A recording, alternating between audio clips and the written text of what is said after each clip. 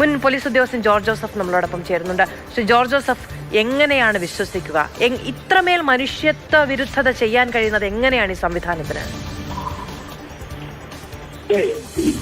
നമ്മളെല്ലാവരും എഴുതി ചിന്തിപ്പിച്ച ഒരു സംഭവം തന്നെയാണ്.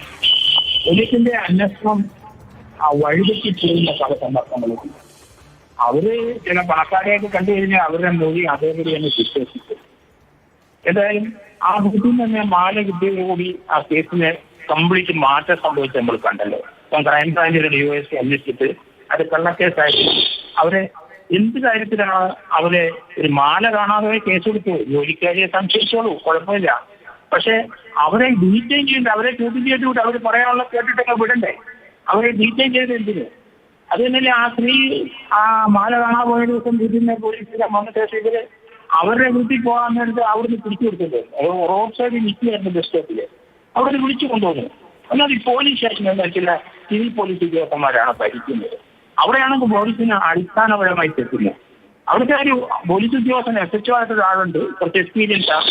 അയാളാണ് പോലീസ് സ്റ്റേഷൻ കൺട്രോൾ ചെയ്യേണ്ടത്. ഇപ്പം വന്നിരിക്കുന്ന ചില രാഷ്ട്രീയ പിൻബലത്തോടുകൂടി സിവിൽ പോലീസ് ഓഫീസറാണ് 1-2 പേര് ഒരു പോലീസ് സ്റ്റേഷനിൽ കാണും. അവരാണ് ഇത് മുഴുവൻ ശബ്ദം മറിക്കുന്നതും അവിടുത്തെ മുഴുവൻ കാര്യങ്ങളും കൺട്രോൾ ചെയ്യുന്നതും.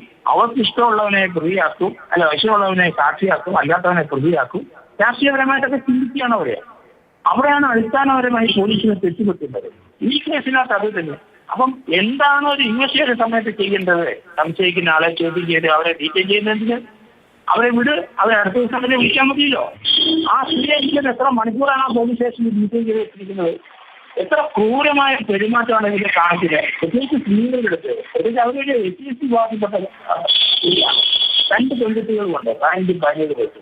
ആ കുട്ടികളൊക്കെ കോളേജിൽ പഠിക്കുന്നതാണ്. അവർക്ക് എന്ത് അഭിമാനക്ഷമമായ അമ്മയെ പിടിച്ച് കള്ളക്കേസിനകത്ത് മാല മുട്ടിച്ചതിന് പോലീസ് സ്റ്റേഷൻ വിട്ട് വ്യാജ വാർത്ത വന്നാൽ പോലെ ആ കുട്ടികളുടെ മനോവേദന നമ്മൾ അറിയണ്ടേ? ആ കുട്ടികൾ എന്തെങ്കിലും ഒരു കഠിന കൃത്യമെല്ലാം ചെയ്തെങ്കിൽ ചെയ്യും. കാരണം അതാണ് ഇതൊന്നും ആലോചിക്കാത്ത വെറും മണ്ടന്മാരും ഊളന്മാരുമായിട്ടായി ചില പോലീസ് ഉദ്യോഗസ്ഥന്മാര് പോലീസ് സ്റ്റേഷനിലുണ്ട്.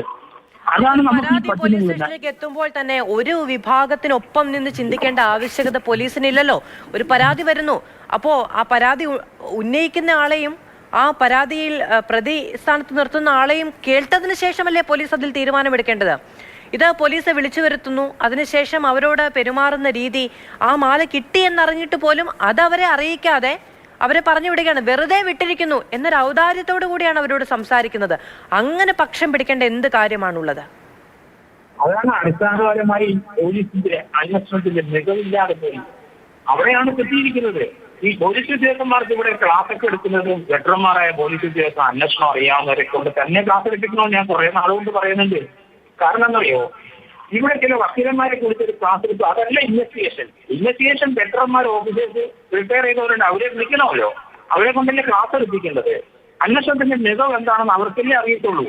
ഇവിടെ വരുന്ന ഒരാൾ അയാളുടെ ഊഹത്തിനനുസരിച്ചുള്ള കാര്യങ്ങൾ കേൾക്കുകയാണ്. അങ്ങനെയാണ് പോലീസിന് പിഴപ്പെടുത്തുന്നത്.